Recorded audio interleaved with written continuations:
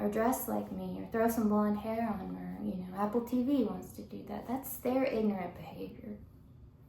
They cast people that aren't truly trans or gay as actors. That's their ignorant behavior. Obviously, I have a lot of harm going on in my life that goes even farther beyond people making fun of my sexuality, mocking my sexuality, torturing me with my sexuality.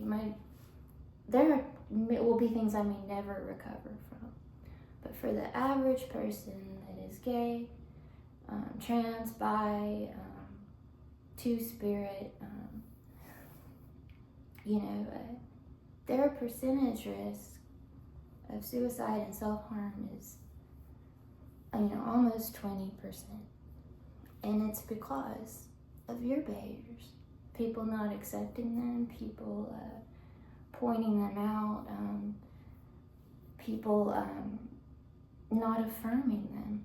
And that's not even a drug. It's just, can you imagine saving somebody's life by just accepting who they are, not mocking them, or thinking it's funny or a joke or something to laugh at?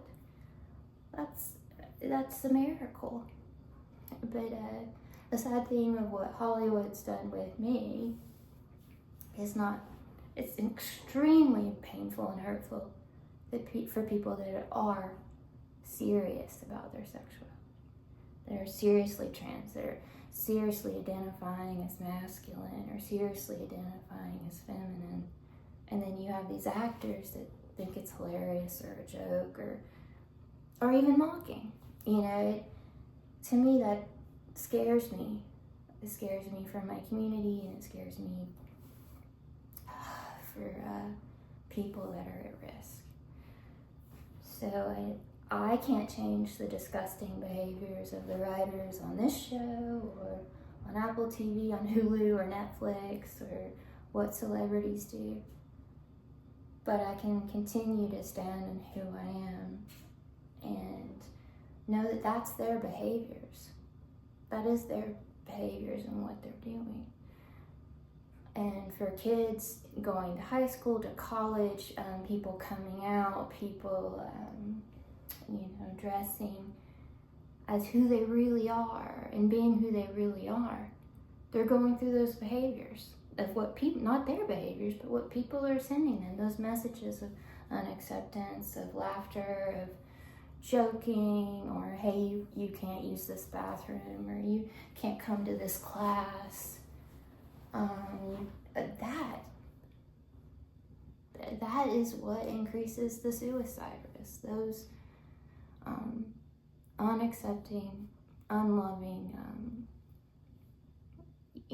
those messages they get over and over and over again. If you got the same message over and over and over again of bullying or of not being accepted, it really changes how you feel about yourself. When a family rejects you because you're gay or queer, that really shakes you up. It really changes how you feel about yourself. If someone on a feed stalks you and harasses you about your sexuality, it can really shake you up. Can you imagine getting those messages over and over again as a teen, or coming out, or going through stressful college, going through midterms? Your parents going through a divorce. Can you imagine handling all those things? So, what I'm saying to you right now, if you're in my community and if you're like me, it's their behavior. That's Taylor's behavior. It's disgusting and awful, but it's her behavior. My family doesn't speak to me, doesn't talk. That's their behavior. What the directors do, that's their behavior. It's painful, and sometimes it is engrossing. But what I want to say to trans people today of our world, you're not sick. You are who you are.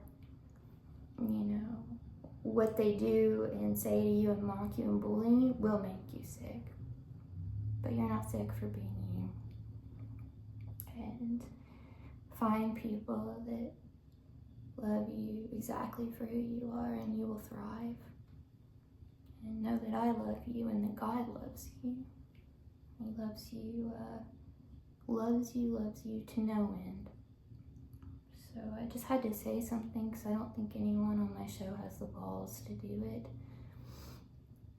And they're so disgusting that they would probably let this behavior keep going on. I love you.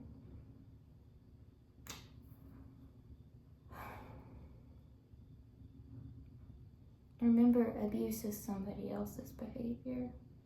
It may ruin you and wreck you, destroy your life, but it's a behavior they chose. It's sad and sick, but it's their behavior. I love you. I love you. Never give up.